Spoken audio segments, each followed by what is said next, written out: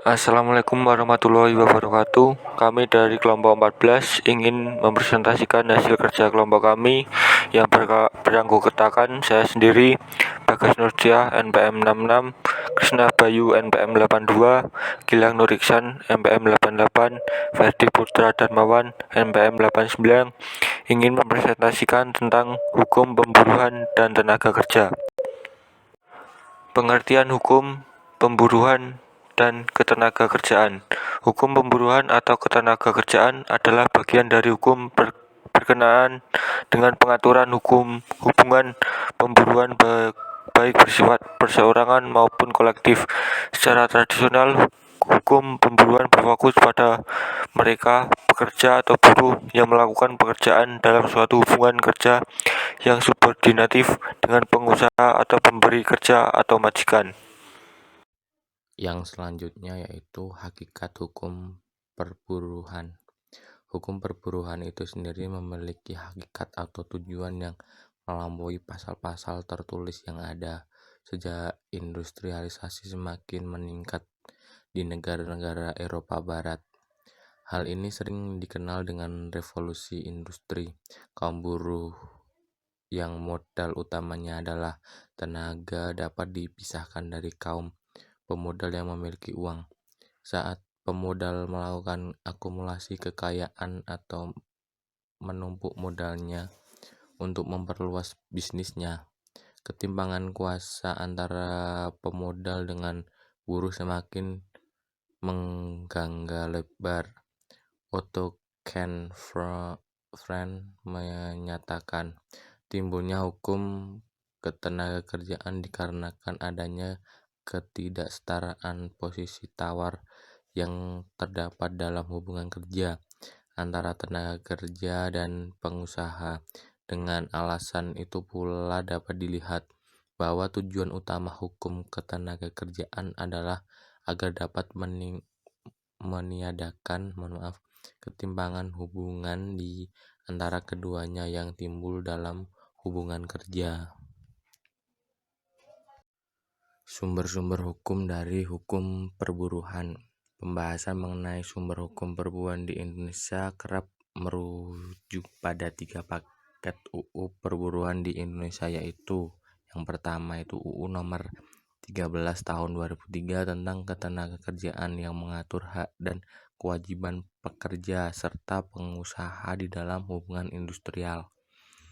Yang kedua, UU nomor 21 tahun 2001 tentang serikat pekerja atau serikat buruh yang mengatur mengenai hak dan kewajiban serikat pekerja atau buruh secara terperinci. Yang ketiga, UU nomor 2 tahun 2004 tentang penyelesaian perselisihan hubungan industrial yang mengatur mengenai proses penyelesaian perkara yang timbul akibat terjadinya perselisihan di dalam hubungan industrial. Hubungan kerja. Pengertian perjanjian kerja merupakan landasan dalam hukum perburuhan Indonesia untuk menentukan cakupan legislasi dalam hukum perburuhan. Perlindungan diberikan kepada mereka buruh yang menerima dan melakukan pekerjaan atas dasar perjanjian kerja.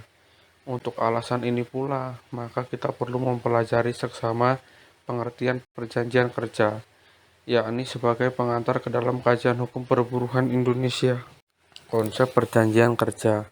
Ketentuan pasal 50 Undang-Undang Ketenagakerjaan menetapkan bahwa hubungan kerja terjadi karena adanya perjanjian kerja antara pengusaha dengan pekerja atau buruh. Maka dari itu, adanya perjanjian demikian sangatlah esensial. Perjanjian kerja dipahami mencakup 3 elemen inti: pekerjaan, upah, dan otoritas atau kewenangan, yaitu perintah.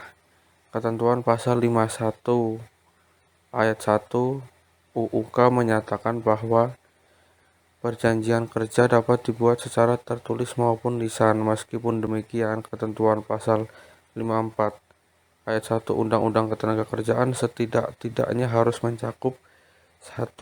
Nama, alamat perusahaan, dan jenis usaha. 2. Nama, jenis kelamin, umur, dan alamat pekerja atau buruh.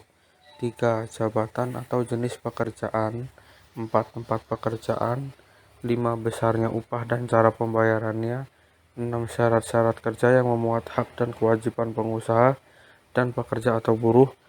Yang ketujuh, mulai dan jangka waktu berlakunya perjanjian kerja. Yang ke-8, tempat dan tanggal perjanjian kerja dibuat. Dan yang terakhir, tanda tangan para pihak dalam perjanjian kerja. Peran dan fungsi serikat pekerja atau buruh.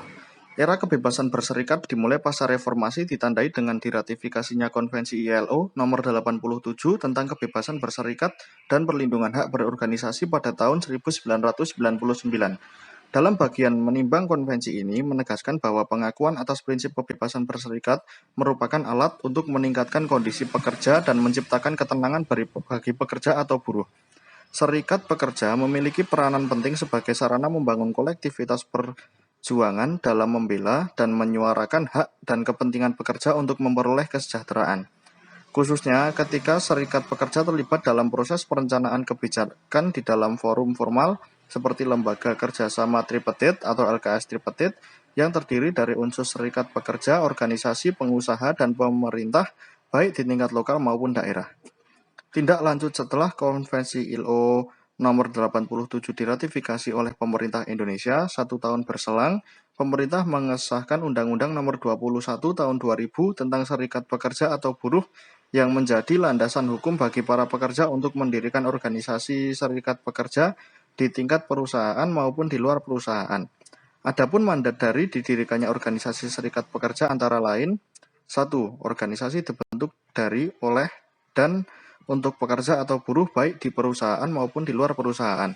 2. Bersifat bebas, terbuka, mandiri, demokratis, dan bertanggung jawab. 3. Memperjuangkan, membela, serta melindungi hak dan kepentingan pekerja atau buruh. Yang keempat, meningkatkan kesejahteraan pekerja atau buruh dan keluarganya. Perbedaan antara hak pekerja dan hak serikat pekerja. Sifat hak. Hak pekerja bersifat individu, sedangkan hak serikat pekerja bersifat organisasi atau kolektif. Timbulnya hak. Hak pekerja timbul setelah pekerja memiliki hubungan kerja dengan pemberi kerja atau majikan yang ditandai dengan adanya perjanjian kerja. Sedangkan hak serikat pekerja timbul setelah organisasi serikat pekerja terbentuk dan terdaftar di Dinas Tenaga Kerja atau memiliki nomor pencatatan serikat pekerja atau buruh. Jangka waktu. Hak pekerja memiliki jangka waktu yang berlaku selama menjadi pekerja dan berada di dalam hubungan kerja. Sedangkan hak serikat pekerja, jangka waktunya tidak memiliki batas waktu sepanjang organisasi serikat pekerja atau buruh tidak dinyatakan bubar. Sekian yang bisa disampaikan oleh kami, kelompok 14, mengenai hukum perburuan di Indonesia. Kurang lebihnya mohon maaf. Terima kasih dan bisa dilanjutkan di WhatsApp group. Wassalamualaikum warahmatullahi wabarakatuh.